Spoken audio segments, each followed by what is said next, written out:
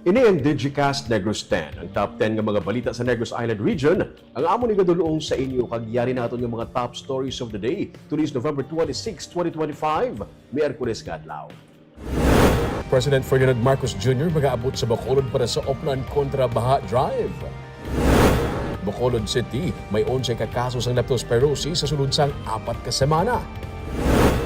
Silay City, ginproklamar sa PDEA, PNP, DOH, kag DILG bilang pinakaunang drug-cleared city sa Negros Island region. 3,000 katupad workers ang dole ipabuligon sa pagtinlo sa drainage sa Bacolod City.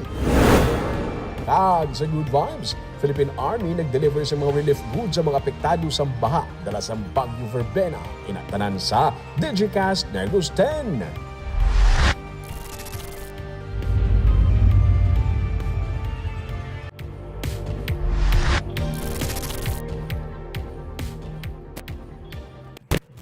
Sa number 10, Department of Agriculture kag Sugar Regulatory Administration naghili sugot nga i-extend ang moratorium sa pag-import sa molasses tubtub March 2026.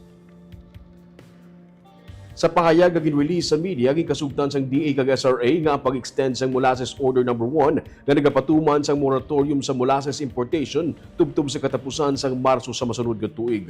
Ginisyu ang order sa Setyembre nga nagasuspend sa pagsulod sang imported molasses tubtub sa katapusan sang sining nga tuig agud tumalikawan ang pagdubo pagid sang presyo.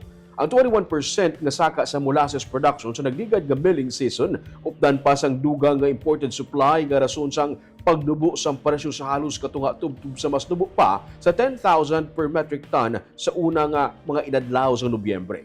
Sa iyang recommendation kay Agriculture Secretary Francisco Chu Laurel, ginsiling ni SRA Administrator Pablo Luis Ascona nga nakita sa nga board nga kinahanglan nga ma-extend ang moratorium. Sunod sa iya, ang local stock levels nagapabilin sa mga 250,000 metric tons ginakabig nga nagakaigo sa domestic use. Dugang pa ni Ascona nga ang galing nagsugod October 1 sa Negros Island region kung saan ang molasses production nagdangat sa halos 84,000 metric tons as of November 9. Apesar sa moratorium sunod sa kay Ascona, ang stock levels nagapabilin nga mataas. Dugang pa sang pahayag sang SRA kag DA sarang mag-amend sang moratorium order depende sa molasses inventory. Ang locally produced molasses lamang ang ginatugutan gamiton para sa bioethanol production. Samtang ang local kag imported molasses naman ang pwede magamit sa baking, confectionery, cooking kag beverages kasubong sa production sang animal feeds, vinegar, citric acid kag potable kag sanitary alcohol kag iban pa.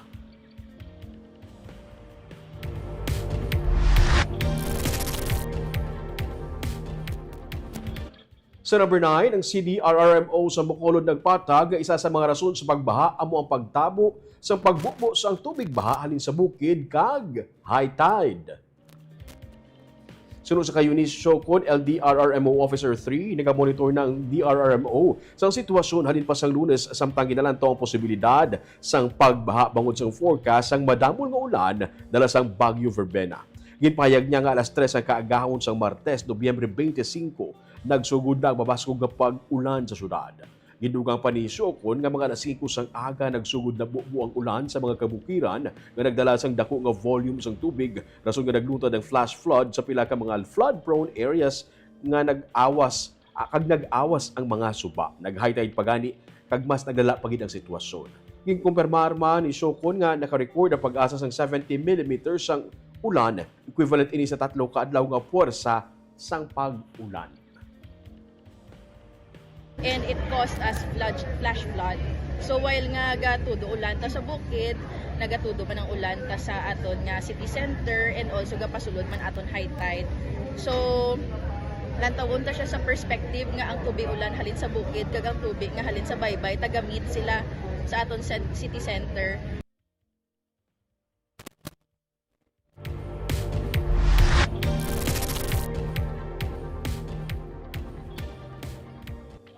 Sa number 8, masobra sa 800,000 pesos nga balon sa illegal nga droga nakuha sa buy-bust operation sa Bacolod City. Nakumpiskal sa otoridad ang 884,000 pesos nga balon sa ginasuspetsuhan shabu sa ginpatigay nga buy-bust operation sa Puro Kagaykay, Barangay 2, Bacolod City, kaina sang kaagahon. Dakop sa among operation si alias Nang, 54 anyos. Nakuha sa babae ang siyam ka pakete ng suspected shabu nga nagabugat sa 130 grams. Nakabaton sa impormasyon ng kapulisan nga nagapakigbahin sa transaksyon sa illegal nga droga si alias Nang, ilabi na sa Barangay 2, Barangay 3 kag Banago. Gani, nagpatigayon sila sa casing kag surveillance operations. Sa nagpositibo ang impormasyon, nagpatigayon siyang bypass ng kapulisan batok sa subject na ginakabig isa ka high-value individual.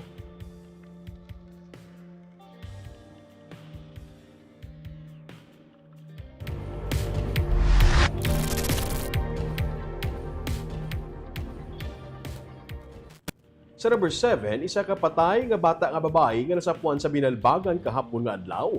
Ang nakilala pinagi saya sininga, Aritos. Isa ka bangkay isang bata nga babae ang nasapuan kagapon sang hapon sa suba sa Barangay Canmoros, banwa sang binalbagan. Wala na sang bayo o minor de edad kag underwear na lamang ang nabilin. Nakasuksok sang gold nga Aritos ang bata. Ginalang bangkay sa La Funeraria Soledad sa Barangay Inclaro sa Binalbagan. Kagabi, positibo nga ginkilala sang iamay ang biktima paagi sa aritos niya. Ang bata nga babae, nag-aedad sang 8 ka tuig kag residente sa Barangay Unulingan sa Moises Padilla.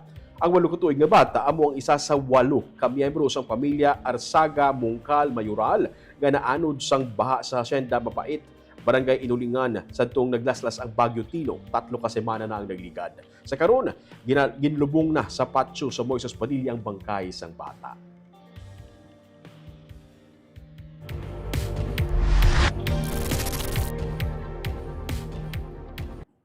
Sa number 6 sa San Carlos City, isa ka senior citizen patay sa pagpaniro, pero isa sa mga sospek, iya nga bata.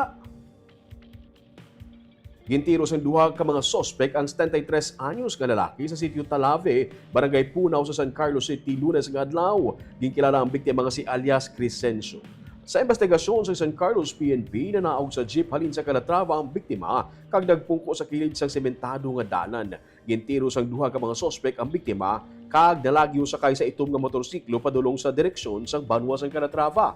Nakaangko ng biktima sang tiro o kunsang igo sang bala sa iyang lawas kag nawong. Na-recover sa crime scene ang isa ka slug sang wala pa may baluan nga kalibre sang pusil. Sunod sa pulis, nagkadto ang biktima sa San Carlos sa gudmanguha sang dahon sang anahaw nga ginahimo niya nga mga dekorasyon bangod ini ang iyang palagabuhian. Sa follow-up operation, nakilan-an kag nadakpan ang duha ka mga sospek sa Calatrava. Isa sa ila, kaugalingon nga anak sang biktima.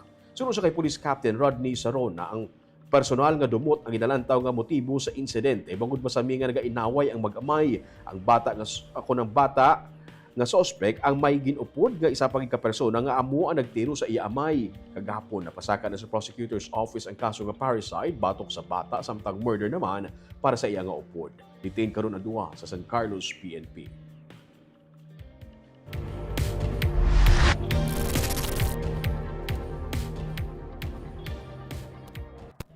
Sa number 5, ang Silay City ang gideklarar na bilang drug-cleared sang DILG, PIDEA, PNP kag DOH. Ini ang pinakauna nga LGU nga gideklarar nga drug-cleared sa NIR. Yaring report. Ang Silay City ang pinakauna nga local government unit sa Negros Island Region nga ginproklamar bilang drug-cleared sang Regional Oversight Committee on Barangay Drug Clearing. Ini ang ginabugusan sang PIDEA, DILG, DOH kag PNP. Ginako sang hepe sang Silay, PNP kag alkalde sa syudad nga ang ila syudad sadto ang kilalagid man bangod sa mga transaksyon sa illegal nga droga. Pero dako na ang ginbago humalin sadto. Ang drug cleared lain sa drug free. Sunod sa PIDEA, ang drug free buot silingon wala gid maapektuhan sang illegal nga droga ang isa ka lugar. Pero ang drug cleared naman nagakahulugan nga sadto anay ang isa ka lugar apektado sang illegal nga droga. May mga drug personalities, drug users, drug pushers kag drug dens pero pinaagi sa nagkalinain nga aktibidad kag operation na amat-amat ini-clear. Parang isa ka sudado kung banwa makabig nga drug cleared, may anom ka mga balasehan ang PIDEA. Una, dapat tanan nga barangays drug cleared. Ang mga ginparihab nga personalidad, randomly, ginapa-drug test. Dapat man nga may mga ordinansa o executive orders kag programs nga anti-illegal drugs. Dapat may balay silangan o rehab center. Ang LGU dapat magsumiti sa application for drug-free status kag ipaidalom sa deliberation. Kag, na-accomplish initanan sa sila'y PNP suno sa PIDEA. Para sa kay PIDEA NIR Acting Regional Director Melvin Istoque, nakita na nila ang potensyal sa silay, gani buligan nila. Ang pagtukod sa balay silangan, ang dako nga bulig para makabig ang syudad bilang drug cleared. Sabi ko, mag-establish tayo ng balay silangan dito. Kasi isa yun sa vital na component eh. Bakit? Kasi yung mga dating, yung mga pusher na before, ang ginagawa lang is either mahuli lang yan, or umalis ka dyan sa lugar na yan, or the worst, mamatay ka. No? With balay silangan, nagkaroon sila ng second chance. So yun yan, ginawa natin, nagkaroon tayo ng balay silangan dito. Kaya, so napakalaking tulong sa gobyerno. Para sa hepe sa silay PNP nga si Police Lieutenant Colonel Mark Anthony Daroca, wala naman ini nagakahulugan nga wala na sa nagapakigbahin sa illegal nga droga sa Silay City. Sa kagabi gid lamang gani kuno may nadakpan pa. Pero may sistema na sila kag magapadayon pang ilang operation. So padayon na siya atong operation. It doesn't mean nga pag declared na cleared wala na sang drugs. So ang drugs balan ano na siya transcend siya from other place to. So ang silaya because sa kadamo sa tawo very potent gid siya as masudlan gyapon. So kami sa PNP, sa bulig sang LGU, we will continue our program. Nagkahibalo sila nga kadamo sang naga-question sa sining accomplishment nila. Pero bisan sila ginbudlayan manggani. Hindi lang sa madugo nga pamaagi ang pag-clear sa syudad. Suno sa PNP, 30 million pesos na ang ginggastos sa syudad para maparehab ang mga ginapangdakop nila. Para sa kay Mayor Judith Gallego, gingklaro niya nga daan sa sugod pa lang sing administrasyon nga isa ini sa iya ginatutukan. Wala sang pamilya o nabiyan kung illegal nga droga ang ginaistoryahan. Kada na ko niya nga basta may connection sa droga, wala kita dapat istoryahan. No, ang mayor wala lagi mabulig. No, ang isa pamilya kambal wala amigo, wala pamilya. No, nga basta sa droga. Why kita dapat hambalan? Karon nga manugtapos na ang termino ni Daroca, dako ang angkat sa LGU nga magpili sa masunod nga hepe nga makapadayon sang sini nga programa sang syudad.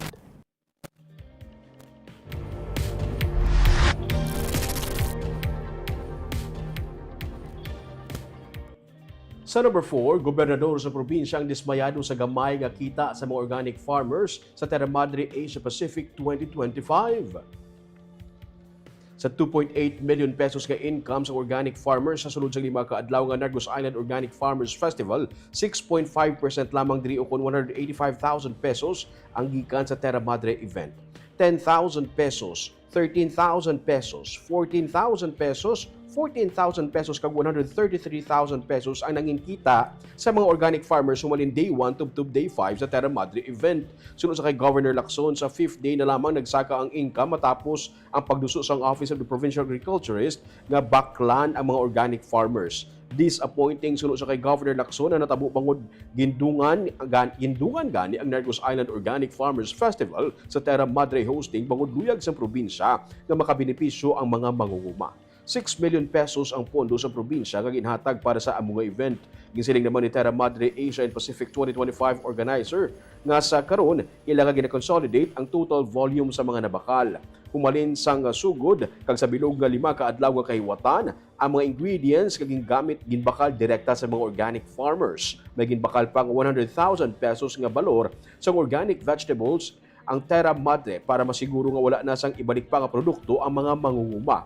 Posible nga ang iban nga purchases ang ilang mga team ang wala na attribute sa Terra Madre, labi na nga ang ingredients ginabakal sa kada adlaw. Luyag sang Terra Madre nga maklaruhan ang ini nga bagay. Nagakaigo man nga ma-review ang figures nga nasabit sa gobernador. Naging madinalag-on ang kahiwatan suno sa ila nga gindayaw sang lokal kag international community.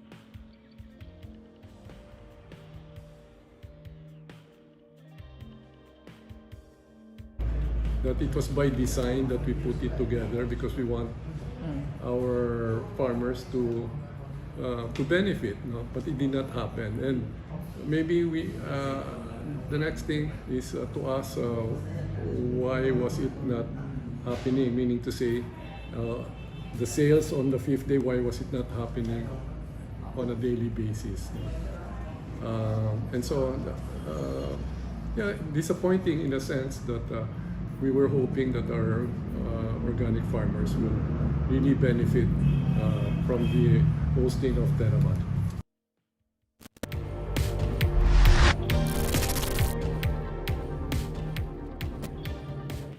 Sa number 3, may kapin sa 3,000 ka mga tupad workers sa pabuligon sa pagtinlo sa mga drainage sa Bacolod City. Ipabuligon ini sila sa paglimpyo sa mga drainage system, mga creeks kag kasubaan, sumugod buwas nga adlaw. Ini gipahayag ni Bacolod Congressman Abdi Benitez. Suno kay Benitez, yara ang suporta sang 15 ka nagkalalain nga mga ahensya sa inasambit nga inisyatibo kag magapanguna diri Department of Public Works and Highways sa pagdumala sa mga clearing kag dredging operations. Sa bahay naman sang kagamitan, ginpatag man ni DPWH Undersecretary Charles Calima nga sa target nga 200 ka heavy equipment nga kinahanglanon para sa operasyon, pero yara lamang sa subong sa 35 ka mga units ang available. Ini nagalakip sang 18 ka units nga gin-provide sa pribado nga sektor, 7 ka units halin sa DPWH kag 10 ka units halin sa LGU sa Bacolod. Ginkumpirmar niya nga kulang pa sa 165 ka units ang heavy equipment para makumpleto ang kinahanglanon sa full-scale nga operasyon, rason nga parayon ang koordinasyon sa nagkaninain nga mga stakeholders. Dugang pa ni Benitez ang mga River Warriors kasakop sang Dole to Pod program ang mag-oobra sa sulod sang napulo ka adlaw. Dapat itong mga agencies, 15 agencies to ang in-involve nila, but of course ang lead agency is DPWH, kaya sila na dihang nakatutok sa atong problema. At ang mga warriors, sila itong masweldo sa ila ko? Dole na siya. So, part na sa tupad program nato, they will be working for 10 days sa minimum wage at agan man sa tanan nga mga equipment kag mga kinahanglan nila.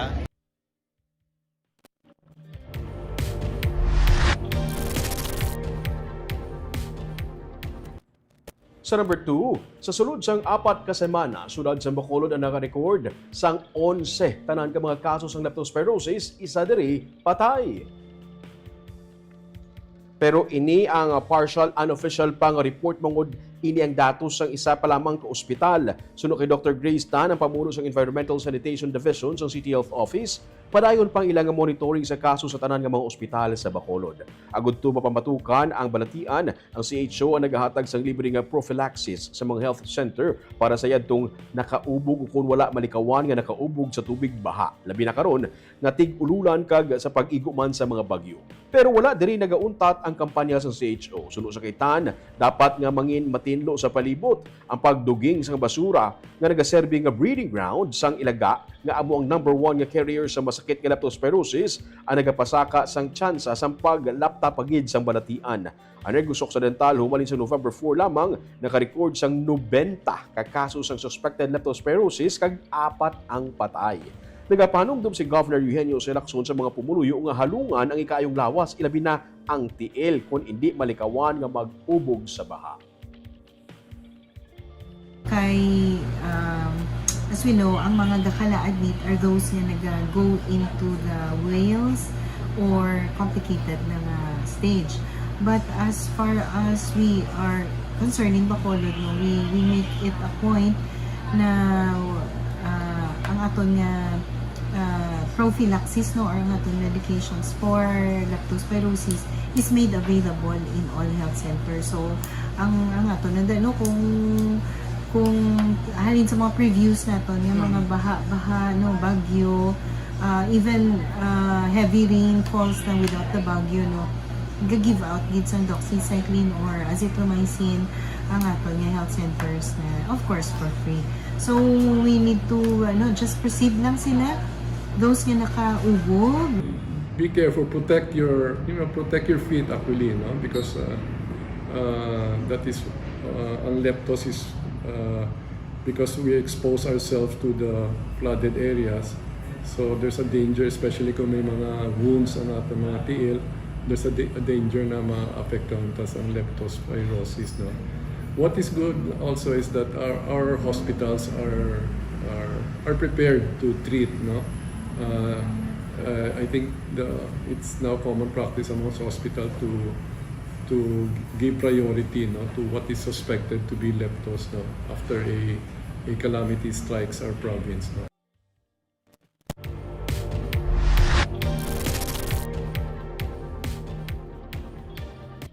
Kag sa numero 1 sa mga balita subong adlaw. PBBM magaabot sa Bacolod para sa paglunsar sa Oplan kontra baha. Ini kasunod sa natabo nga pagbaha sa Bacolod City kahapon nga adlaw.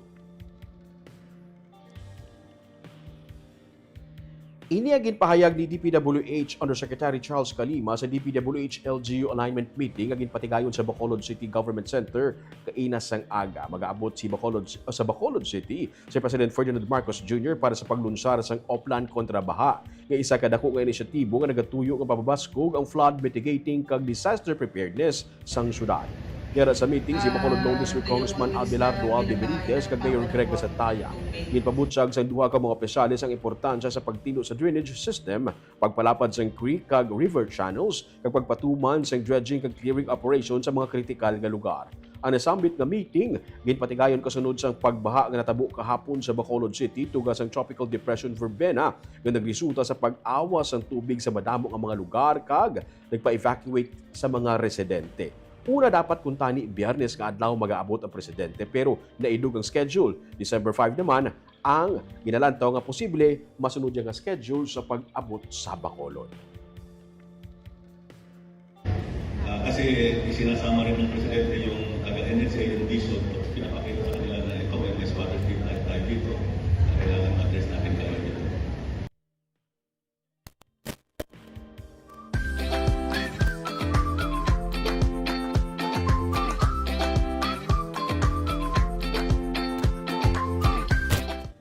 Kag sa good vibes, katapos ng Philippine Army ang nagbulig sa pagdulong sa mga relief goods sa mga komunidad na apektado sang Bagyo Verbena. Halin sa rescue operations, wala untat ang magserbisyo sa mga soldado. Ang 3rd Infantry Brigade Disaster Response Team sa ilalom sang 3rd Infantry Spearhead Division nangin kabulig sang PNP kag local disaster teams sa pag-deliver sa mga relief support sa mga komunidad sa Negros Occidental nga nangin apektado sang Bagyo Verbena. Ang iban nga mga battalions kag company, kaupo ng government agencies ang nagpadalaman sa mga sang manpower, pati na transportation sa nagkalinain nga mga areas sa Negros nga nangin apektado sang bagyo. Sa Bacolod City, nagkalinain nga mga barangay ang gindulungan sa relief goods. Si Major General Michael Samson, commander ng 3rd Infantry Division, gindayaw ang gilayon nga pagbulig sa mga soldado sa Negros sa mga komunidad sa panahon nga kinahanglanon nila ang bulig.